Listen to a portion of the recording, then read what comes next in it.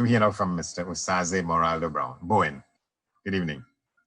Good evening. Good evening to all the panelists and listeners.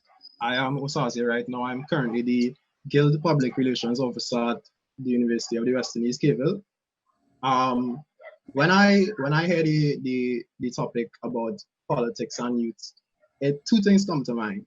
The first is their interest in voting, and the second is their interest in actually entering politics. So in terms of their interest in voting, I think everyone basically talked about the lack of interest. And normally when people express to me that they don't want to vote or they're not going to vote, I'm confused, right? And I try to explain, the benefits of voting. But last year for the local government elections, it's not the general elections, but the voter turnout was 22%. And when I sit down and I think about that, I was like, this is a signal that the country in general just has no interest in politics. This should signal to politicians that we need to improve. Like, that is a statement. Them not voting was actually a statement.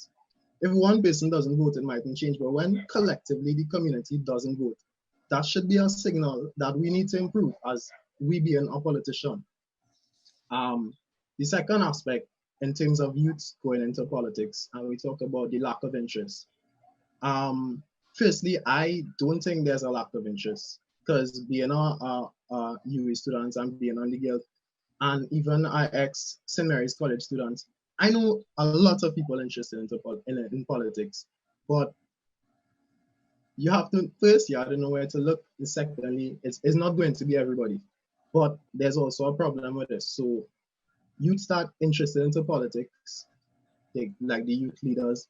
They have this image. They make becoming a politician their personality, and other youths would see this and be like, they're not feeling that. So if they see these are the current youths who will become politicians, they already lost interest, because these are their peers, these who are going to become politicians. So not only have they lost interest in current politics, but they lost interest in future politics. And in terms of joining parties, Mr. Lee Singh talked about the red and yellow, and he wants to see people going out of it. Anybody interested in joining politics would obviously look at the political landscape. It makes sense, because you want to go into a profession, you do some research. Politics is not idealistic. We don't have an image, be a good person, have a manifesto and become elected. You need business people behind you. You need sponsors. You need to forge your way into politics. You just being a good person isn't going to get you there. If the current business landscape of Trinidad shows them money and support behind current parties, no matter how good you are, what you know, what you think you could do, you cannot win. So it only makes sense to join an existing party, one that you see can win, and try to establish inside of there. In doing this, we talk with you too. Historically in Trinidad and Tobago, politicians prime ministers especially, has started early. Patrick Manning entered politics at 25. A few other past prime ministers started 25, 30, 35, within that range. This says that they start young. If we watch that though, when they became prime minister, they were like 60, 65, older. This says that you have to be in politics for like 30 years before you can become prime minister. Young people watching this and watching the private sector, no matter how interested I am in politics, if I watch this and say, wait, you're telling me I had to sit down for 30 years before I could get somewhere, why would I do that?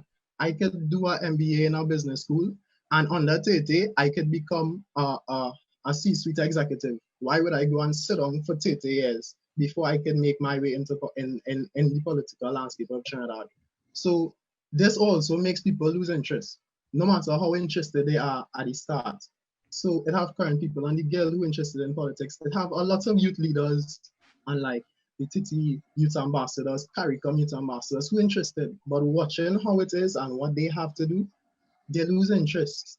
And the ones that do join, some of them just burn out, because after you join 20 years, you see yourself getting nowhere, you see yourself stamped out.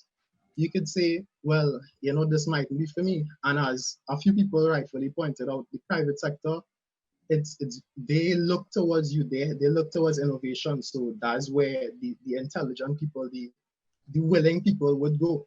Yeah, but I get a sense that you have your eyes, or at least some part of your focus there. Me, I was going to tell you earlier that yeah. being on the Students' Guild, that's where a lot of politicians come from. That's where a lot of them start. Yeah, I know. I see them around me, but Yeah. like as I said, the youth leaders that we have, and the image that they portray, where they make, you know, the youth leader their personality.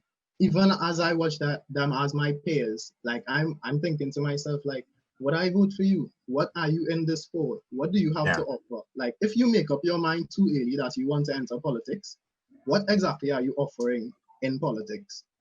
You need to do something. You need to have some individual knowledge or something that you want to add before you could jump into politics. Otherwise, you're just a politician.